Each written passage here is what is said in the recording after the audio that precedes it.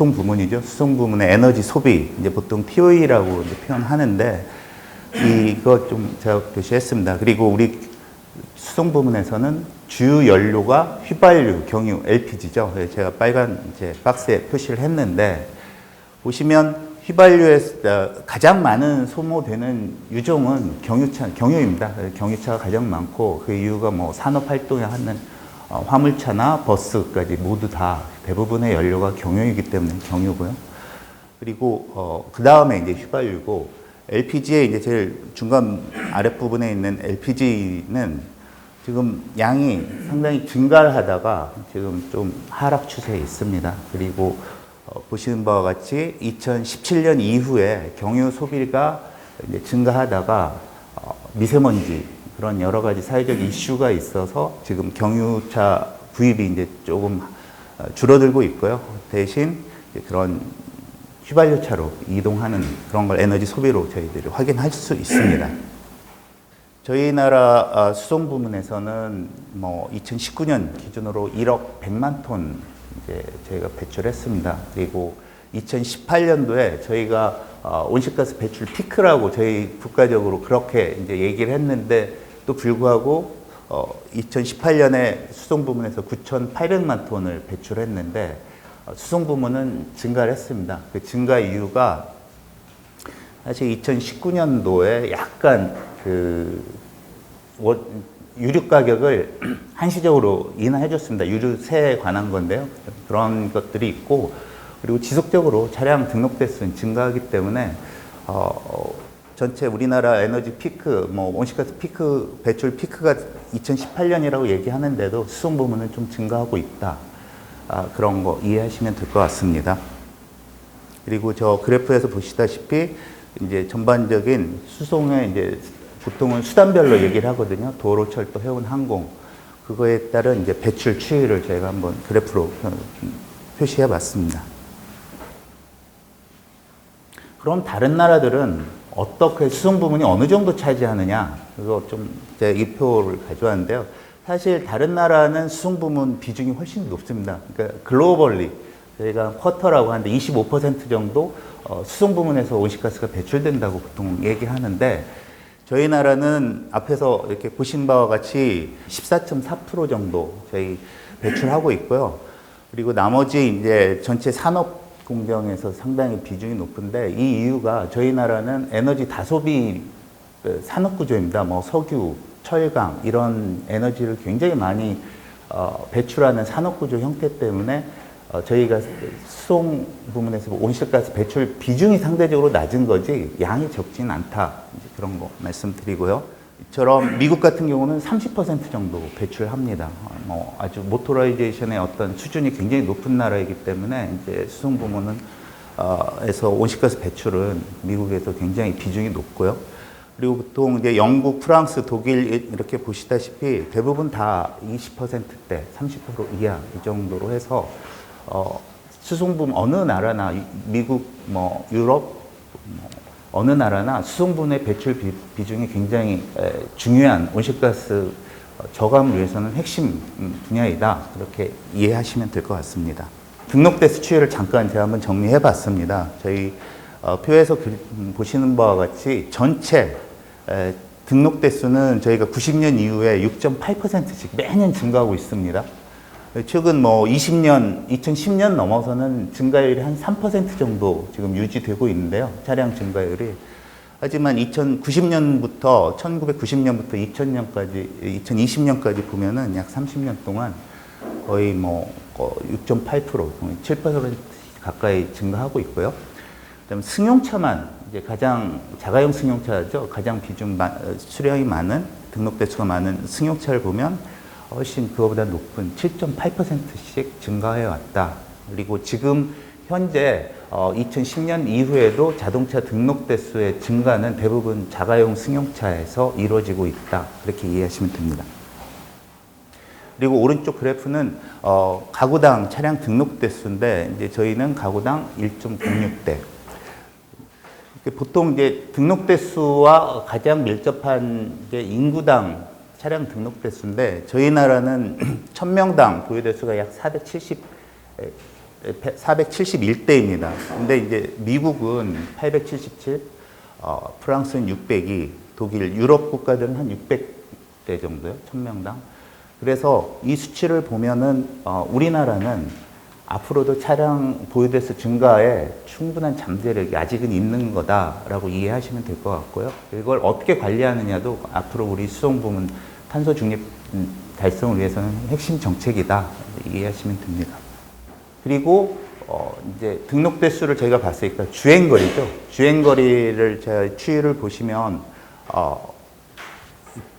그냥 표와 그래프로 제가 한번 정리해봤는데 이건 총 주행거리입니다. 그러니까 우리나라에 있는 모든 등록 차량이 1년 동안 총 주행한 그 양을 이제 제가 표시를 해봤고요. 이걸 제가 이제 좀 사업용 차량과 비사업용 차량 이렇게 좀 구분을 해서 제가 표시를 했는데 아래 그래프에서 좀 보시면 아시겠지만은 밑에 이제 사업용 차량은 등록 대수도 약간 뭐 한정적이고 500만 대 정도 되고요. 그래서 총 주행 거리는 거의 일정한 패턴을 가지고 있습니다. 크게 증가하지 않고. 근데 위에 이제 제일 위에 블루 라인인데요. 그게 이제 비사업용, 뭐 자가용이라고 이해하시면 되는데 그 주행 거리가 계속 2000년 이후에 약간 증가했다가 다시 또 증가하는 뭐 총 보유 대수, 등록 대수가 증가하기 때문에 총 주행 거리도 같이 증가하지만 지금 현재 주행 거리는 자가용 차량에서 대부분 다 증가하고 있다. 근데 재밌는 건 이제 지금 대당 우리가 뭐 2대 보유한 가구, 3대 보유한 가구도 이제 늘어나기 때문에 대당 주행 거리는 감소 추세에 있습니다. 그래서 이런 걸 앞에서 제가 설명드린 등록 대수와 주행 거리를 관리하는 정책이 앞으로 우리 교통 분야, 수송 분야에서는 하나의 핵심 정책 중에 하나일 것입니다. 저희 작년 10월에 발표한 탄소 중립 시나리오에서 수송 제가 좀 설명드리겠습니다. 그래서 수송은 사실은 2가지 안을 했습니다. 그래서 그 이유가 이제 A안은 이제 좀 강력한, 그러니까 친환경 보급 그 목표의 그 비율에 따라서 좀 A안과 B안이 나눠지는데요. A안은 좀 강하게 우리 친환경차를 보급하겠다는 그런 안이라고 이해하시면 되고요. B안은 이제 대형차가 굉장히 또 화물차도 있고 버스도 있는데 그 대형차에 대해서 우리가 전부 전동화로 뭐 전기차로 바꿀 거냐 아니면 새로운 뭐 이제 e퓨얼이라는 거죠. 그 합성 연료라고 하는데 그걸 우리가 또 도입을 할 거냐 그런 거에 따라서 이제 좀 부처 간에 약간 보는 시각이 달랐습니다. 그래서 2개의 시나리오 A안과 B안을 저희가 시나리오를 마련해서 발표를 했습니다. 그래서 지금 A안은 이제 도로 부분에는 거의 모두 다 뭐 한 전면적으로 전기와 수소 차량으로만 대체하고 나머지 항공 부문 이제 이런 부분들은 해운과 항공 부문은 50년까지 사실은 탄소 중립 달성이 불가능합니다. 뭐 모든 현실적인 지금 기술상으로는 50년까지 탄소 중립을 해운과 항공 연료를 달성할 수 있는 기술이 없기 때문에 지금 현재로서 저희가 볼 때요. 그래서 그런 것들을 받아들인 이제 아니지만 기술 발전을 최고 수준으로 한 그게 A안이고요. 그다음에 제가 앞에서 설명드렸듯이 내연기관차에 대해서 일부 지금 e퓨얼이라는 이제 조금 생소한 개념일 건데 이제 쉽게 설명드리면 탄소 배출 차에서 배출되는 탄소를 직접 포집을 해서 신재생 에너지로 한 이제 전기를 생산해서 새로운 연료를 이제 화학적으로 결합해서 하는 건데 아직은 에너지 측면에서는 이쪽이 더 많이 듭니다. 그래서 아직은 좀 뭐 경제성 기준에서 보면은 좀 낮은 대안이지만 앞으로 기술 발전을 전제로 했을 때는 또 다른 이제 가능성을 열어두는 측면에서 이제 시나리오 안에 저희가 포함을 했고요. 그래서 지금 대형차에 대해서는 e퓨얼이라는 그런 연료를 같이 보급하는 것을 국가 정부의 이제 공식 계획에 포함을 시켰습니다. 그리고 이건 2030년 작년에 같이 발표를 했죠. NDC 상향안 2030년의 목표를 저희가 국가 목표 40% 달성하기 위해서 2030년에 수송 부문에서는 37.8%까지 감축을 하겠다. 그러니까 2018년 기준 37.8%이기 때문에 저희가 지금 실제 배출은 6,100만 톤만 이제 배출을 해야 되고, 이게 지금 2022년이니까 곧 채 9년도 남지 않은 기간 동안에 저희들이 달성을 해야 되는 목표다. 이렇게 되고 있고요. 그래서 지금 계획상으로는 친환경차를 이제 보급해서 빠르게 전환하는, 그게 가장 이제 감축하는 양은 가장 큰 거고요. 그렇기 위해서 사업 총 450만 대까지 친환경 차량을 보급하겠다 하는 게 이제 정부 목표인데, 그 중에 50만 대를 주행거리가 훨씬 2배, 3배 정도 많은 사업용 차량을 좀 중심으로 해서 50만 대를 먼저 선도적으로 좀 친환경차로 전환하겠다는 게 이제 정부의 목표입니다. 그래서 그렇게 되면 실제 2030년까지 저희가 수송 부문에서는 달성할 가능성이 상당히 높습니다. 친환경 차량만 제대로 잘 전환이 된다면. 그래서 앞으로 그러한 정책의 핵심, 우리 수송 부문에서 정책이 될 겁니다. 해외 추진 현황 잠깐 간단하게 설명드리겠습니다. 뭐 뉴스나 신문 기사로 많이 보셨을 거니까요. 보면 유럽은 이제 유로피안 그린딜이라고 해서 EU 집행이 2019년에 이미 이제 2050년까지 탄소 중립을 달성하겠다 하는 그런 목표를 세우고, 이제 작년에 2021년 6월에 이제 뭐 Fit for 55 해가지고 새로운 목표를 제시했습니다. 그래서 2050년까지 탄소 중립 달성을 위해서 온실가스 배출을 2030년에 지금 기존 목표를 훨씬 더 55%까지 상향하는 그런 안을 만들어서 추진하고 있고요. 그래서 뭐 투자 수단으로는 공정전환 체계나 뭐 앞으로 10년 동안 30년까지 1조 유로 정도 그 재정을 지원하겠다는 그런 원대한 목표를 세우고 있습니다. 그리고 이 Fit for 55는 이제 그 기존은 유럽이 그린딜을 달성하기 위한 걸 강화하는 이제 정책인 새로운 방향인데, 최근 이제 쟁점이 되는 게 뭐 탄소 국경 조정 제도죠. 그게 이제 금년 말인 하반기에 저희가 나온다고 예상을 하고 있는데, 어떤 형태로 이 EU에서 이걸 포함한 새로운 그 정책을 제시할지는 이제 굉장히 기대되고 있는 상황입니다. 그래서 전체 수송 부문에서는 2050년까지 EU 전체적으로 90% 이상 감축하겠다, 그렇게 이제 목표를 세웠고요. 뭐 그걸 달성하기 위해서 연비, 그리고 뭐 지능형 교통 시스템, 그리고 뭐 여러 가지 세금 제도도 활용을 하고요. 그리고 충전 시설 같은 경우는 2025년까지는 100만 대를 무조건 설치를 하겠다, 인프라를 확보를 하겠다는 그런 목표를 세우고 있습니다. 미국도 뭐 2030년까지는 2005년 기준으로 이제 절반 이상 감축하겠다는 목표를 세워두고 있고, 트럼프 행정부에 이제 이어서 바이든 행정부는 이런 그린 기후 변화에 관해서 굉장히 적극적인 참여를 하는 정부죠. 그래서 더 적극적인 정책들이 추진될 거라고 하고 기대하고 있고, 이번에 뭐 IRA, 그러니까 인플레 감축법이죠. 그것도 하나의 통상 문제도 있지만은 이 큰 그린딜을 달성하기 위한 하나의 큰 세 가지 주요 법안 정책 중에 하나인 걸로 이해하시면 될 것 같습니다. 수송에서 탈탄소 하면은 이제 지금 가장 핵심이 이거죠. 내연기관차를 언제 금지시키느냐.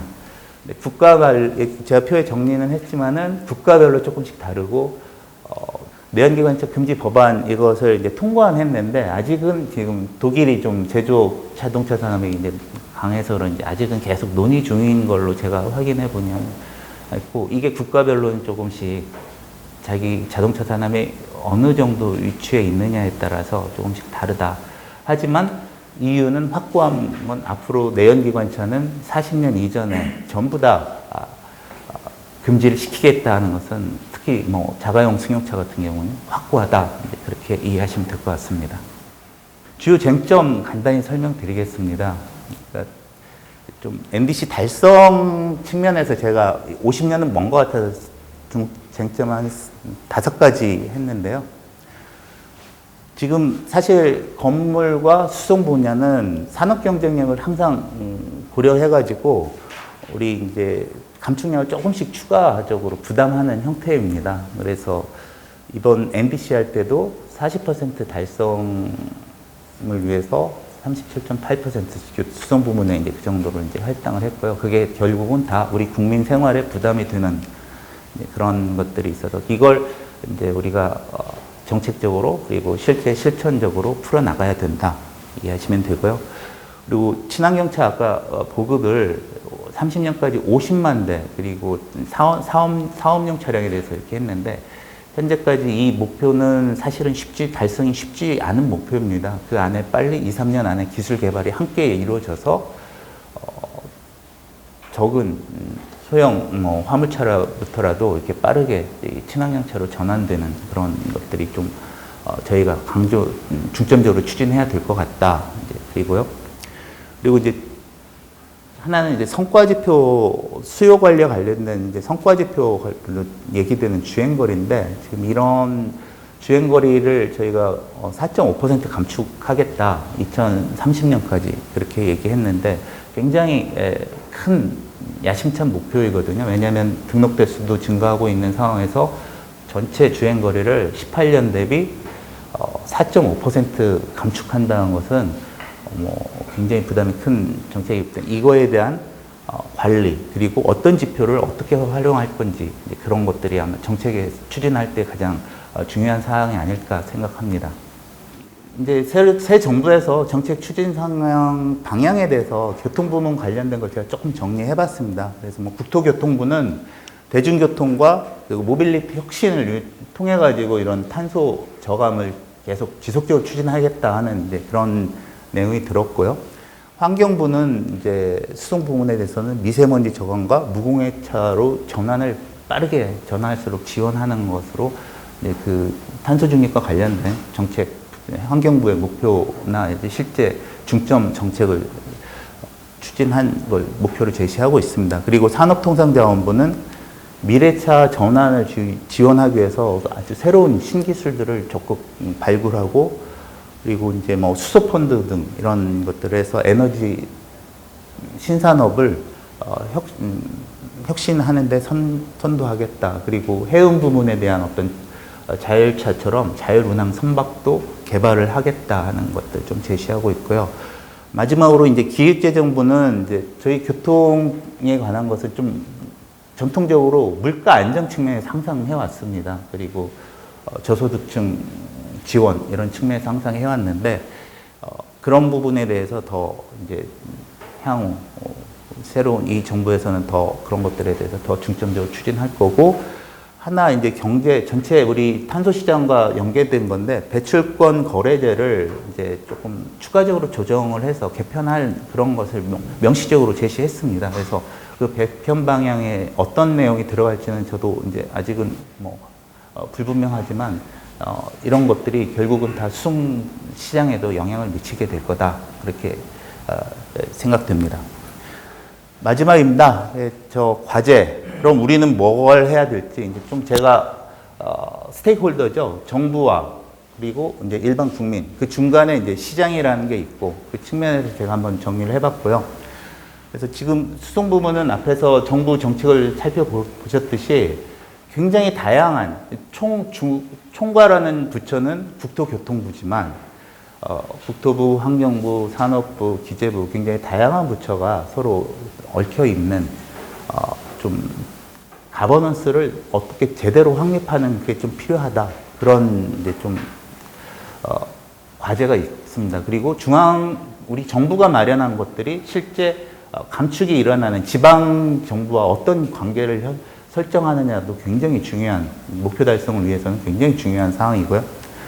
그리고 그 달성을 위해서 수요 관리를 위해서는 어떤 규제 그리고 어떤 인센티브를 수용성 높게 이렇게 제대로 활용할 거냐 이런 것들이 앞으로 이제 뭐 향후 앞으로 2년, 3년 안에는 굉장히 쟁점 사항이 될 것 같습니다. 근데 독일의 구유로 티켓이 한때 이제 뭐 잠깐 지난달 한동안 나왔다 하는데 좀 어떤 한시적이라도 강력한 어떤 시장을 좀 흐름을 바꾸는 그런 정책을 한번 전 정부가 선도적으로 한번 추진해 보는 건 어떨까 하는 그런 생각은 해봤습니다. 제가 뭐 9유로 티켓을 도입하자는 게 아니라 그런 정도의 충격을 정부에서 좀 과감하게 한번 시장에 던져주는 그런 시도가 필요하지 않나, 지금이 딱 적절한 타이밍이지 않나 하는 생각을 해봤고요. 저희 시장 측면은 명확합니다. 지금 현재 탄소 가격이든 아니면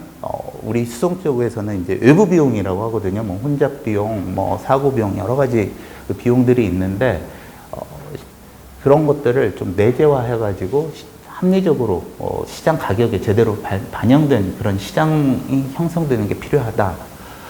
그리고 이제 앞에서 제가 잠깐 설명드렸지만은 이퓨얼이라는 것들 그리고 바이오 연료 이런 것들이 앞으로는 분명하게 도입이 돼서 이제 확대될 겁니다. 그런 거에 대한 어떤 인센티브나 이런 가격 합리적인 가격 설정들이 굉장히 중요하겠죠.